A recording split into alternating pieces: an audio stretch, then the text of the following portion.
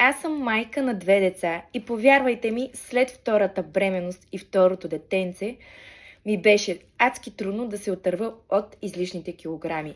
А те хич не бяха малко. Не ми се смейте, но бяха над 20 килограма. И да, почти бях изгубила надежда, докато не създадох чайовете на Sleeper, с които буквално свалих над 20 килограма.